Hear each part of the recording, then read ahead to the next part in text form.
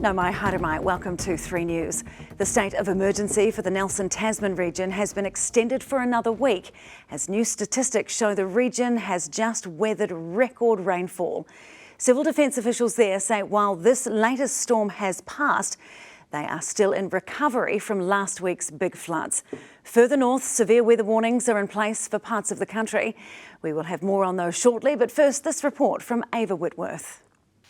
The top of the south is still soaked, and now it's on edge again. The latest weather system has hit, forcing evacuations, cutting comms, and prompting officials to extend the state of emergency in Nelson Tasman for another 7 days. More heavy rain is expected in the next 24 to 36 hours. The Defence Force is on the ground, an Air Force helicopter is on standby, and extra emergency teams have arrived from around the country.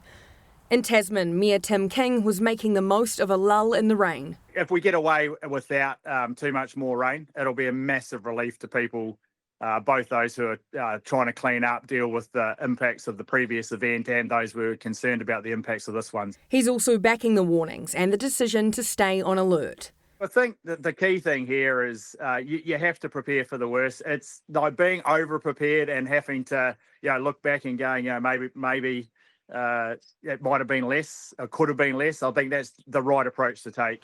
Met Service says the warnings aren't just based on the amount of rain, but the strength of the wind, and are issued in collaboration with the local council, who understands the vulnerability of the environment. Nelson Tasman Civil Defence says it's still in response mode, not recovery mode. But the recovery will take years. This is a marathon, not a sprint. And for example, I was very, very much involved with the August 2022 event that hit the region, and it hit Nelson. And our recovery is planned to take place over 7 years. So this is early stages. The response will continue through the weekend, and in the meantime, Civil Defence staff are urging people to be safe, not stupid. Look after yourselves, but certainly don't go into the streams. And I'll probably take a punt to ask people who think that it's you see people on boogie boards, behind boats and kayaks. While it may seem quite cool to do that, it places our first responders in a difficult situation when they're on standby to help people that are really in need. Civil Defence says they understand how tough this is for the community, being battered by weather events not once, but twice. People are hurting, make no mistake. When your livelihood gets put into turmoil, and your house and your property and your horticulture land, it's people are hurting. But to be fair, I've been to some meetings, and those meetings yesterday, the people were calm, they were collected. He says it shows just how resilient our rural people really are and how they pull together when they need to. Well, Laura Tuport joins us now live from Motueka. And Laura, despite better news today, the Tasman region isn't out of the woods yet. That's right, Sam. While Met Service may have lifted the heavy rain warnings for the Tasman region where I am, also Nelson and Marlborough, there is still some rain forecast for tomorrow. But today, a huge sigh of relief when that 200 millimetres that was forecast to fall in the area didn't eventuate. Instead, we received just 50 millimetres. So lots of happy people around there for that second wave not to eventuate. Now, there were some road closures today still in some of those affected areas, but all the state highways were able to remain open, which was great news for Golden Bay residents, with Takaka Hill the only access in and out. They also had some other issues today though too. The phone lines were restored to Golden Bay late this afternoon after the line was severed this morning. That cut off more than 1,000 households. They didn't have any internet, no cell phone coverage, but crucially they weren't able to make those emergency 111 calls. Now, some of those people have opted to stay in Motueka, not far from here tonight at Hotel Motueka. They've opened their doors to anyone who's affected by the flooding. Just got off the phone with them before. They are a full house tonight. Not just that, they're fundraising for all these people affected too. They've had donations from near and far. I've seen crock pots, there are vouchers, there's a contracting company that's offered hours and hours of digging work to help those people remove silt and debris from their properties, because this recovery, it's not just going to take a really long time, it's going to be very costly too. I love that community spirit. Laura Tupor there live from Motueka, thanks so much.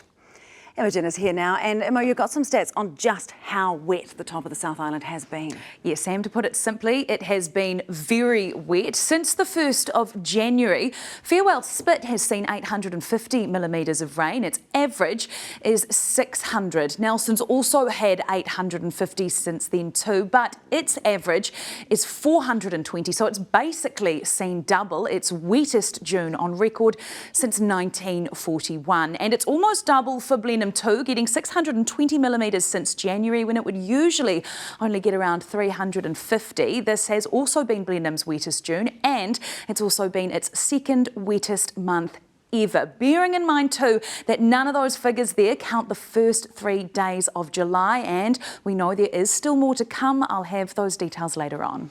Thanks so much, Imo. We'll see you again soon. Taranaki Emergency Management have issued a flooding alert for the region, warning people against non-essential travel. The Regional Council there says the downpour has been significant, with surface flooding reported across roads.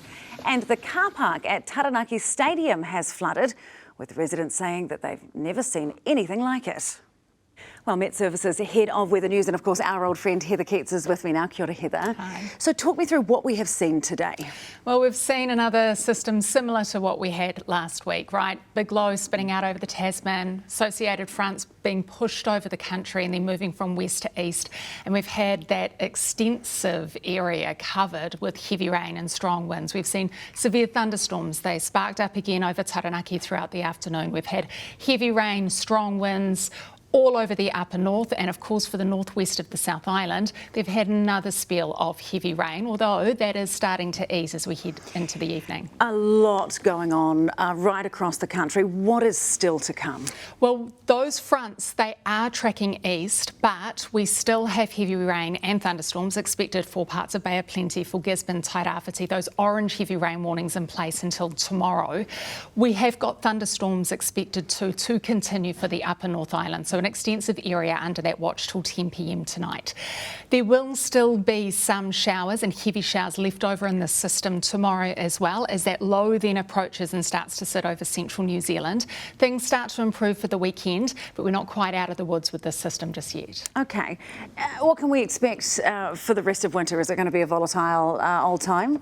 We've had a very active winter so far, right? We've seen quite a few of these systems that start to breed out in the Tasman Sea or the Coral Sea. So when they get to us, they're very warm, they're very moisture laden. We have heavy rain, we have strong winds and very active thunderstorms associated with it.